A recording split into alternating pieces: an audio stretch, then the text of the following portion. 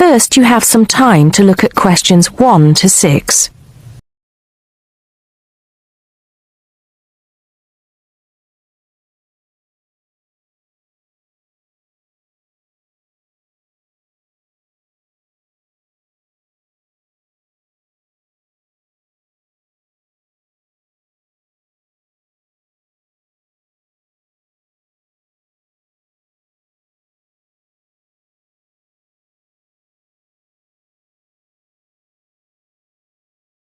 Now we shall begin. You should answer the questions as you listen because you will not hear the recording a second time. Listen carefully and answer questions 1 to 6.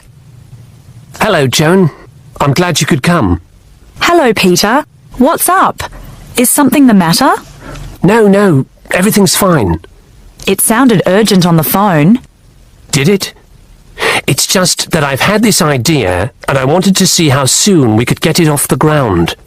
Well, don't keep me in suspense.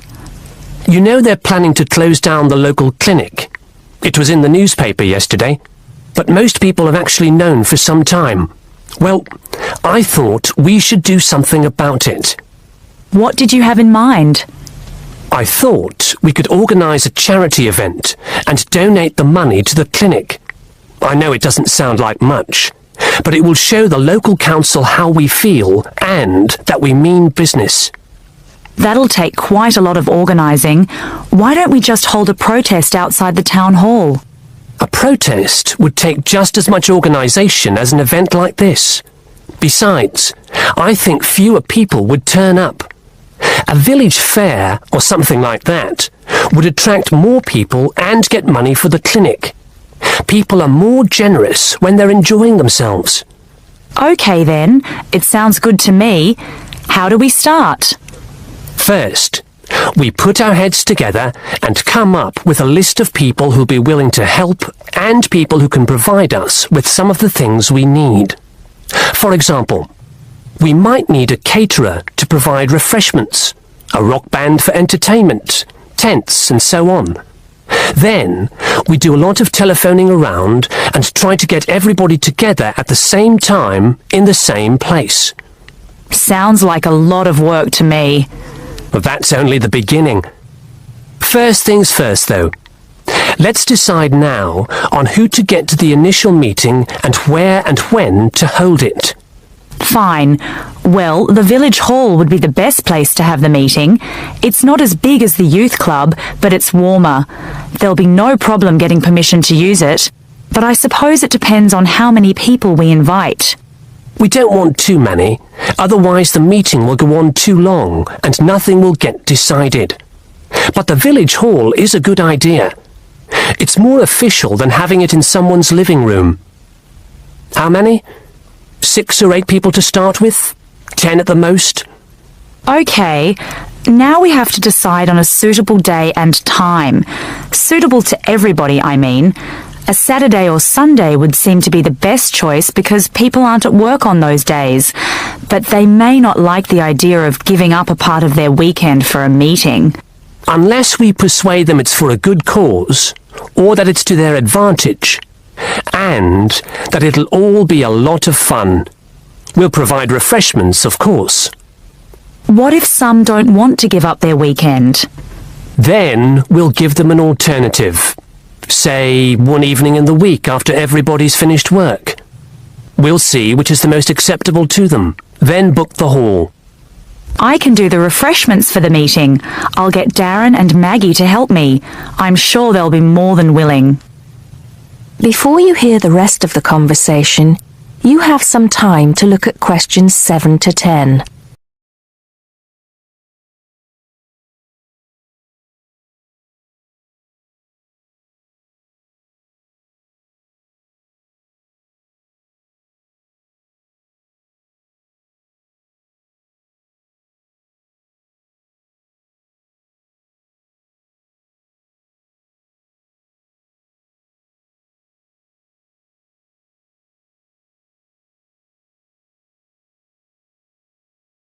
Now listen and answer questions 7 to 10. So, what's next on the agenda? A list of who we want at the meeting. Yes, of course. Obviously, we want someone from the clinic. I think Dr. Perkins would be best. He can tell us exactly what the financial situation is there. You know, how much money it takes to keep the place running, and how important it is for the community to have the clinic. The vicar too. He can rally lots of support. And Mr. Sims, our Member of Parliament. He is very busy, but I think I can persuade him to come, or get his wife to persuade him to come. I see her quite a lot socially. That's great. 2 other people I have in mind are Freddie Smith. The journalist? Yes. Well, he's the editor of the local paper now, and might be useful. He might let us advertise for free, and he'll know how to go about getting leaflets and posters printed. That's another thing. We'll need volunteers to put leaflets through people's doors and stick up posters all over the place. We can decide that at the meeting. What about the other person? What other person? You said you had 2 people in mind, Freddie Smith and... Oh yes, Mr. Gates. Mr. Gates. Do I know him? You must do. He owns Greatfields Farm. We need a large area to hold the fete. Right. So how many have we got then? 7 or 8? There's Dr. Perkins, Mr. Sims, that journalist... Freddie Smith, you mean? Yes, him. And the vicar and Mr. Gates, the farmer. That's only 5. There's you and me, that's 7. That will do for now. Let's start making phone calls. That is the end of section 1. You now have half a minute to check your answers.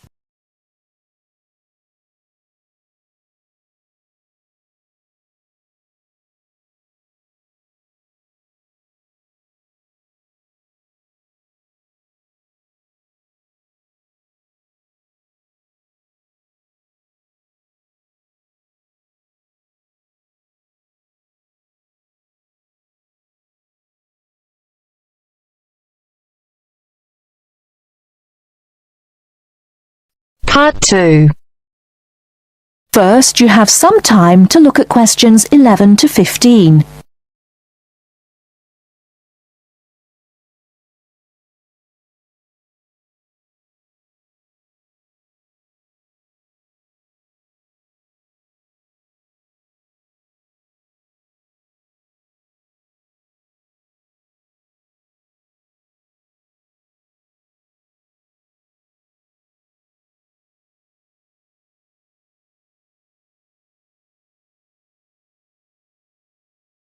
Now, listen carefully and answer questions 11 to 15.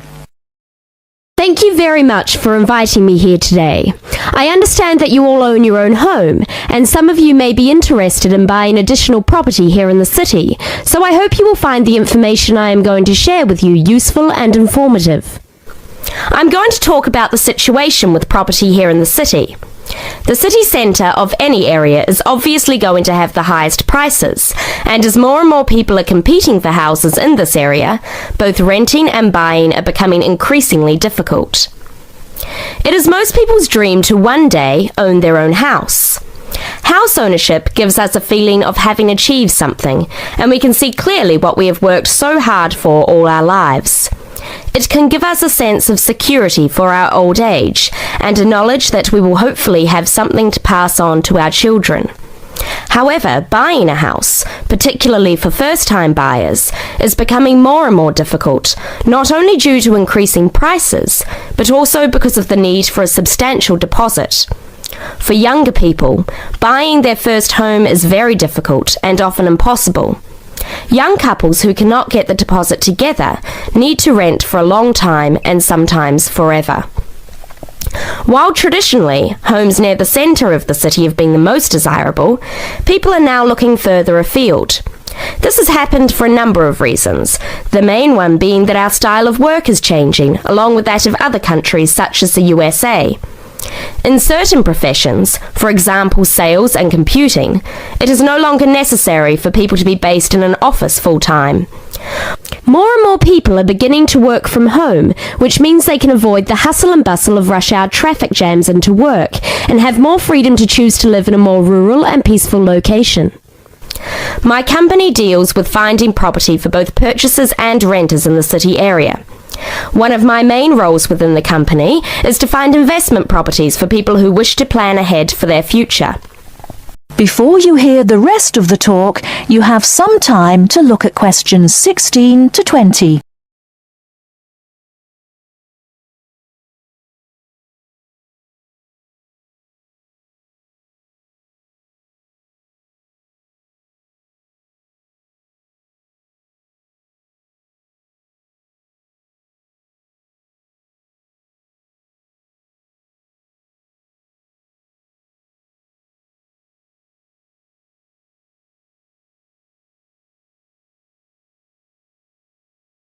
Now listen and answer questions 16 to 20.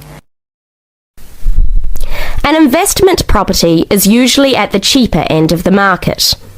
People buy investment properties not to live in, but in addition to their own home in order to rent it out to other people. The advantage of putting your savings into property for the future is that you can be pretty certain that, as a long-term investment, your money will safely increase in value in line with inflation. Many people are turning to property investment instead of pension schemes, as we hear the horror stories of countries such as the UK, where people have invested all their lives into their pension schemes to find that now their money is relatively worthless. Houses automatically earn what is known as capital gains. That is, for every year you own the property, it becomes more valuable and often gives a better rate of interest on your money than most banks do. However, that is not to say there are no risks. There are people who buy property when the market is high and prices are inflated beyond their true value, only to find that when the housing market slows down, they are in a state of negative equity. Negative equity is a situation that arises when you owe more for the house than the house itself is worth. In short, the best advice is to be aware of the ups and downs of the housing market. Property investment, if handled correctly, can be enormously satisfying. I hope that this has given you an insight into the basics of the property market. Thank you for listening.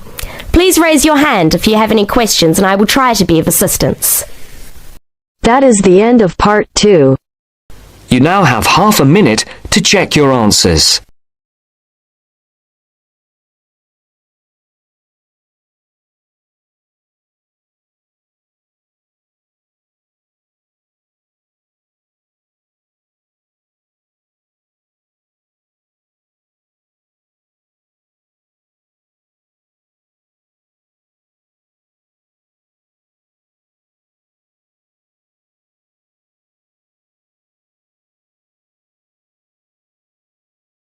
Now turns to part 3.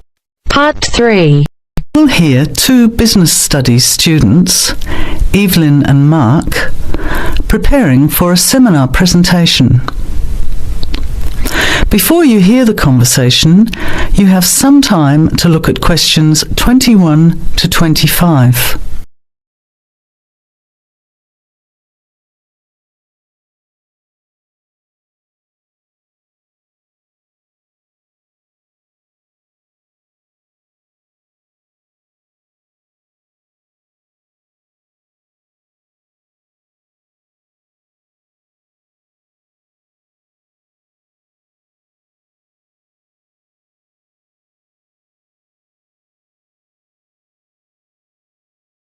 Now listen carefully and answer questions 21 to 25. Well, I think the marketing of food would be a good topic. I read a very interesting article the other day about the Canadian food market. I suppose everybody's interested in food, even if it's trying not to eat. Why Canada? I know that's where you come from, but isn't it just all North America, really? No, that's why I thought this article was interesting. Although lots of U.S. companies are well established in Canada, and vice versa, there are still subtle differences between the two markets. It says here, the Canadian market is definitely not a northern clone of the US. I like that. And it says that if you understand these differences, it can have a big impact on successful food marketing. So I know that Canada has a big French-speaking population in Quebec. Is this what they're referring to? Not only French and English speakers, there are many different ethnic groups in Canada. It's really quite multicultural. For example, Toronto has large Asian and Italian populations, and Vancouver's got a large Asian population too. And because Canada's population is small, these groups make quite an impact, introducing new styles of cooking. So you can see lots of unfamiliar vegetables and things in the markets, and new restaurants are opening every day. It's great if you love trying out new foods, as many people do. Which kinds of food are becoming popular? Well, some Asian food, I'd say, has been popular for quite a while, like Chinese. But now, Southeast Asian restaurants are becoming very fashionable. Then there's Mediterranean, of course, such as Greek, Italian, and so on. But Caribbean and Mexican food is really taking off among young people these days. So are the supermarkets starting to stock the ingredients that are needed to prepare these foods at home? You know, all those unusual condiments and sauces. Yes, that's right. It's quite interesting going to the supermarket, isn't it? And noticing how they're introducing sections for foods of different nationalities. You can buy quite exotic products locally these days. The article mentioned that 80% of the Canadian retail market is controlled by 8 major national supermarket chains, so that when they introduce changes, they can happen quite rapidly. Okay, well, how are we going to organise this seminar then? I made some notes on the trends in the Canadian market, about changing tastes, and also patterns for where food is consumed. I thought maybe we could summarize it into a chart or table, and maybe use the overhead projector to present it. Good idea. Maybe I could have a look for similar trends and tastes in Australia and the UK for comparison. Let's have a look at what you found. Before the conversation continues, you have some time to look at questions 26 to 30.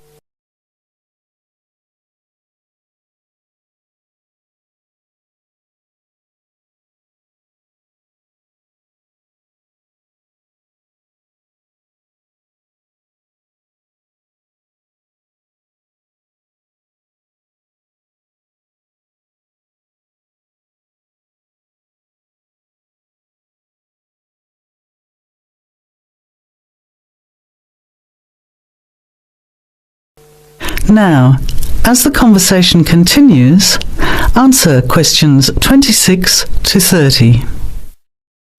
The most significant trend, it seemed to me, was that Canadians are definitely interested in healthy food. For example, did you know that salads are the 3rd most commonly eaten food in Canadian restaurants? Really? What about organic food then? Is that becoming more popular? Yes, it's definitely moving into the mainstream compared to a few years ago. And a recent survey showed that 4 out of 5 shoppers said that they check the fat and nutritional information on the packet when they're deciding what to buy. What other trends did you find out? There's one change I noticed straight away when I was home last year in the meat department.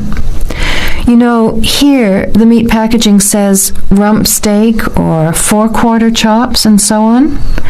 Well, they discovered that most consumers these days didn't know what to do with these roasts and rounds and ribs. So the government approved a new naming system for cuts of meat, which is related to the required cooking technique. What a good idea. I've never really understood the difference between sirloin, rump, round, and all those names. So how many new categories are there? 8. There are 3 kinds of steak, for grilling, for marinating, and for simmering. And then there's what they call quick-serve beef, for stir-fries, I suppose. And premium oven roast, pot roast, and stewing beef. It's a great idea, isn't it? I hope it catches on here. I agree. Any other trends that you thought were significant? Well, what's really interesting is what the article called mobile meals. In other words, more and more Canadians are eating meals away from home, but not just eating more junk food. They're projecting a 40% increase in snack food sales over the next 3 years, and the growth is coming from healthy snacks.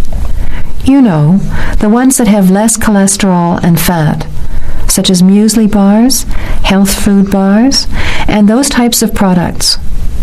Apparently, in the food marketing jargon, they're called nutritious portable foods, which means healthy snacks. The other major trend is that young people are doing more of the food shopping these days, so marketing has to be aimed more at them, as well as more conventionally at the mother. Thanks, Evelyn. I think we'll have an interesting discussion about these trends and the comparisons with other English-speaking countries. I'll see if I can get some information about them to compare with yours, and meet you on Friday to put it together. See you then. Bye. That is the end of part 3. You now have half a minute to check your answers.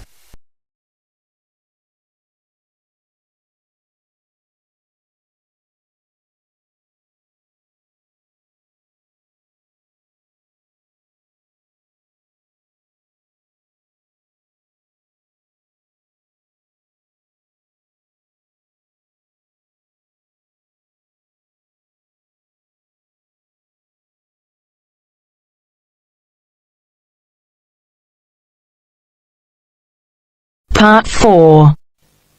You will hear a lecturer in education talking about some experiments done in the USA to investigate the effects of reducing class sizes.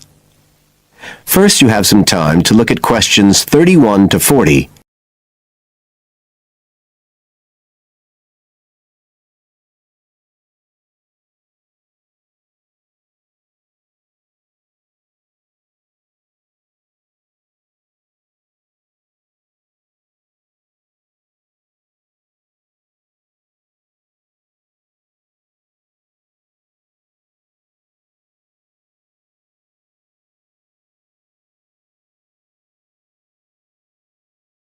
Now listen carefully and answer questions 31 to 40.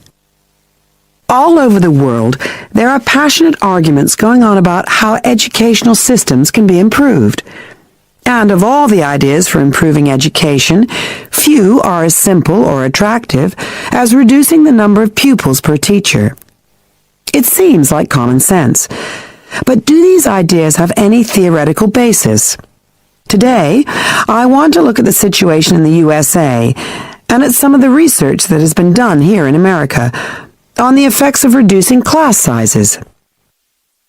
In the last couple of decades or so, there has been considerable concern in the United States over educational standards here, following revelations that the country's secondary school students perform poorly relative to many Asian and European students.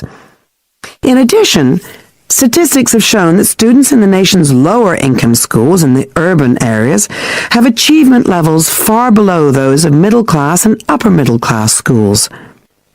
So would reducing class sizes solve these problems? Well, we have to remember that it does have one obvious drawback. It's expensive. It requires more teachers and possibly more classrooms, equipment, and so on. On the other hand, if smaller classes really do work, the eventual economic benefits could be huge. Better education would mean that workers did their jobs more efficiently, saving the country millions of dollars. It would also mean that people were better informed about their health, bringing savings in things like medical costs and days off sick. So what reliable information do we have about the effects of reducing class sizes? There's plenty of anecdotal evidence about the effect on students' behavior, but what reliable evidence do we have for this? Let's have a look at 3 research projects that have been carried out in the USA in the last couple of decades or so. The first study I'm going to look at took place in the state of Tennessee in the late 1980s. It involved some 70 schools. In its first year, about 6,400 students were involved, and by the end of the study, 4 years later, the total number involved had grown to 12,000. What happened was that students entering kindergarten were randomly assigned to either small classes of 13 to 17 students or regular-sized classes of 22 to 26. The students remained in whatever category they had been assigned to through the third grade, and then, after that, they joined a regular classroom. After the study ended in 1989, researchers conducted dozens of analyses of the data. Researchers agree that there was significant benefit for students in attending smaller classes, and it also appears that the beneficial effect was stronger for minority students. However, there's no agreement on the implications of this. We still don't know the answer to questions like how long students have to be in smaller classes to get a benefit, and how big that benefit is, for example. The second project was much larger and took place in California. Like the Tennessee study, it focused on students from kindergarten through to grade 3, but in this case, all schools throughout the state were involved. The experiment is still continuing, but results have been very inconclusive, with very little improvement noted. And the project has, in fact, also had several negative aspects. It meant an increased demand for teachers in almost all California districts. So the better-paying districts got a lot of the best teachers, including a fair number that moved over from the poorer districts. And there were a lot of other problems with the project. For example, there weren't any effective procedures for evaluation. All in all, this project stands as a model of what not to do in a major research project. A third initiative took place in the state of Wisconsin at around the same time as the California project began, and it's interesting to compare the two. The Wisconsin project was small. Class sizes were reduced in just 14 schools, but it was noteworthy because it targeted schools at which a significant proportion of the students were from poor families, compared with California's one-size-fits-all approach. Analysts have found that the results are very similar to the Tennessee project, with students making gains that are statistically significant, and that are considerably larger than those calculated for the California initiative. Now, I'd like to apply some of these ideas to the latest. That is the end of part 4. You now have half a minute to check your answers.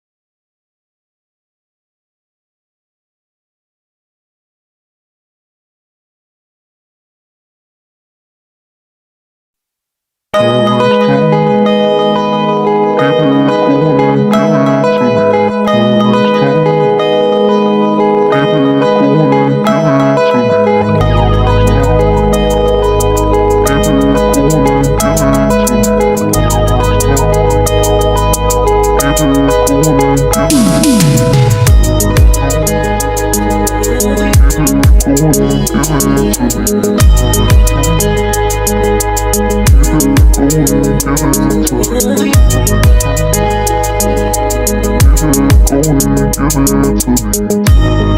me.